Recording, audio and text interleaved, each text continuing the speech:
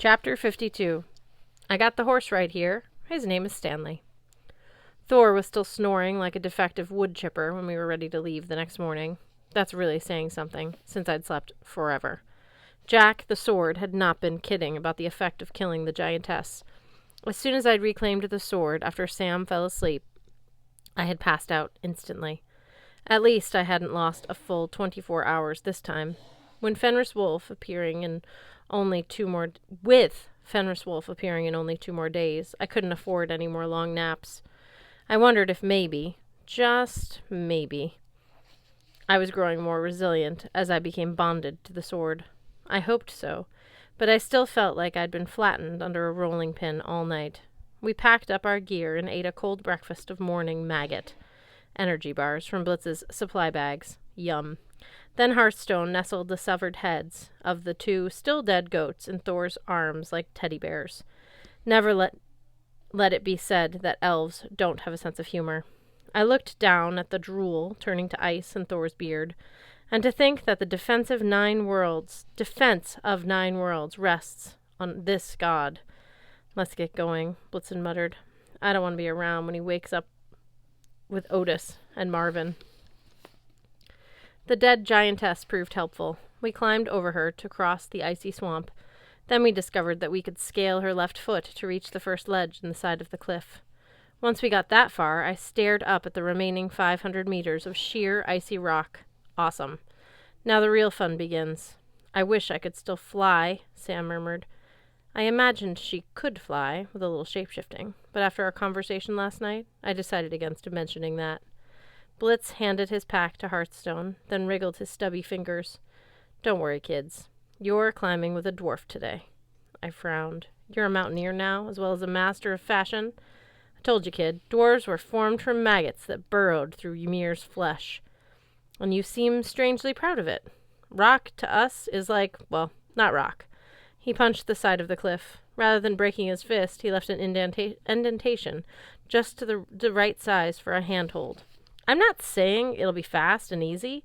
It just takes a lot of effort to shape rock. But we can do it. I glanced at Sam. Did you know dwarves could punch through stone? Nope. That's new to me. Hearthstone signed. Use the magic rope? Rather not fall to death. I shuddered. I couldn't think about the rope. And Scotty, without thinking about the wolf. And I didn't like thinking about the wolf. We need that rope to find Fenris, right? I don't want to do anything that might weaken it. Don't worry, kid. Blitz brought out the silken cord. This rope can't be weakened. And Hearthstone's right. We might as well tie it to one another for safety. That way, if we fall, Sam said, we'll fall together. Sold, I said, trying to tamp down my anxiety. I love dying with friends. We got hitched, so to speak, and followed our intrepid, rock-shaping, fashion-conscious guide up the side of Mount You Gotta Be Kidding Me. I'd heard homeless military vets describe war as 95% boredom and 5% terror. Climbing the cliff was more like 5% terror and 95% excruciating pain. My arms shook. My legs wobbled. Every time I looked down, I wanted to cry or throw up. Despite the handholds and footholds Blitzen made, the wind almost knocked me off several times. There was nothing I could do except keep going. I knew for certain that my Valhalla-enhanced strength was the only thing keeping me alive. Magnus 1.0 would have fallen to his death. I didn't understand how Hearthstone could manage bringing up the end of the rope, but he did. And Sam, demigod or not, she didn't have the advantage of being an energy. Yet she didn't complain, didn't waver, didn't slip, which was good, since she was climbing right above me. Finally, as the sky began to darken, we reached the top. Down in the canyon we'd come from, the body of the giantess was so small it looked like a normal-sized body. The river glittered in the gloom. If Thor's camp was still there, I saw no sign of it. In the other direction, Jotunheim spread out like an electron microscope landscape, impossibly jagged cliffs, peaks, crystalline cliffs, ravines filled with ovoid clouds like floating bacteria. The good news? I could see the giant's fortress. Across a mile-wide chasm, windows glowed red in the side of a mountain. towers rose from the summit as if they'd been shaped from rock, dwarven style, rather than built. The bad news? Did I mention the mile-wide chasm? The cliff top where we were standing was no more than a narrow plateau. The drop on the other side was just as precipitous as the one we'd climbed. Considering it had taken us all day to get this far, I figured we'd reach the castle in another 6 months, easy. Unfortunately, it was Monday evening, and the Wolf's Island was supposed to rise on Wednesday. "Let's camp here tonight," Blitzen said. "Maybe in the morning we'll have a better way across." Despite our time crunch, nobody argued. We were all so tired, we collapsed. As it was often the case, in the fresh light of morning, our situation looked much worse. There were no stairs, no convenient zip lines, no direct commuter flights to Girod's fortress. I was about to risk an axe in the face by suggesting that Sam shapeshift, maybe change into a giant sugar glider and carry us across, when Hearthstone signed, "Have an idea." He pulled out a runestone. "M," I said. He shook his head and then spelled it out. "Awas." "Right," I said, "because calling it M would be too easy." Sam plucked the stone from Hearthstone's palm. "I know this one. It symbolizes a horse, right? The shape is like a saddle." I squinted at the rune. The wind was so cold and harsh that I had a hard time thinking imaginatively, but the symbol still looked like an M to me. "How does this help us?" Hearthstone signed. "Means horse. Transportation. Maybe a way to go." He pointed to the castle. Blitzen tugged his beard. "Sounds like powerful magic. Have you tried it before?" Hearthstone shook his head. "Don't worry. I can do it." "I know you can," said Blitz. "But you've already taxed yourself to the limit several times." "Be fine," Hearthstone insisted. "I don't see that we have much choice," I said, "since we don't have anyone who can grow wings." "I will push you off this mountain," Sam warned. "All right," Blitzen decided. "Let's try it. I mean the rune, not pushing Magnus off the mountain. Maybe Hearth can summon a helicopter."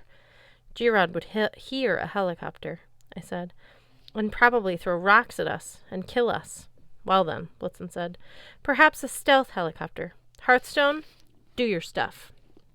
Sam returned to the stone. Hearth passed his hand over it, moving his lips as if imagining how the syllables might sound. The runestone burst into dust. Hearthstone stared at the white powder trickling through his fingers. "I'm guessing it wasn't supposed to do that?" I asked. "Guys," Sam's voice was so small it was almost lost in the wind. She pointed up, where a gray shape was hurtling out of the clouds. It moved so fast and blended with the sky so well, I didn't realize what the creature was until it was almost on top of us. A stallion twice the size of a normal horse, his coat rippling like liquid steel, his white mane billowing, his eyes glittering black. The stallion had no wings, but he galloped through the air, as easily as if he were running down a gentle slope. Only when he landed next to us did I notice that he had 4, 5, 6, 8 legs, a pair in each place where a normal horse would have one, kind of like dual wheels on a pickup truck. I turned to Hearthstone. "Dude, when you summon a horse, you don't mess around." Hearthstone grinned. Then his eyes rolled up in his head and he fell forward. I managed to catch him and ease him to the ground while Blitzen and Sam moved warily around the stallion. It can't be," Blitzen stammered. "One of Slipnir's offspring," Sam wondered. "Gosh, what a magnificent animal." The horse nuzzled her hand, clearly pleased with the compliment. I moved toward him, fascinated by his intelligent eyes and his regal stance. The stallion gave the word horsepower a new meaning. He radiated strength. "Is somebody going to introduce me?" I asked. Sam shook herself out of a reverie. I don't know who he is. He looks like Slipnir, Odin's steed, but this can't be him. Only Odin can summon him. I'm guessing this is one of Slipnir's sons? Well, he is amazing." I extended my hand. The horse brushed his lips against my fingers. "He's friendly, and he's definitely big enough to carry us across the chasm. Would you be okay with that, buddy?" The horse nickered, like, duh, that's why I'm here." "The 8 legs are," I was about to say weird, but changed my mind. "Awesome. How did that happen?" Blitzen glanced at Sam. Slipnir was one of Loki's children. They tend to come out interesting. I smiled. So this horse is your nephew, Sam. She glared at me. Let's not go there. How does your dad father a horse? Blitzen coughed. Actually, Loki was Slipnir's mother. What? Let's definitely not go there, Sam warned. I filed that away for later research. Okay, Mr. Horse. Since we don't know your name, I'm going to call you Stanley, because you look like a Stanley. That okay with you? The horse seemed to shrug, which was good enough for me. We draped Hearthstone over Stanley's extra-large back, like a sag of elfish potatoes. The rest of us climbed on. We're going to that castle over there, Stanley, I told the stallion, looking for a quiet entrance. That work for you? The horse whinnied. I was pretty sure he was warning me to hold on. I wondered what exactly I should hold on to, since there were no reins and no saddle. Then the stallion pawed the rocks with his front 4 hooves, leapt off the side of the cliff, and plummeted straight down.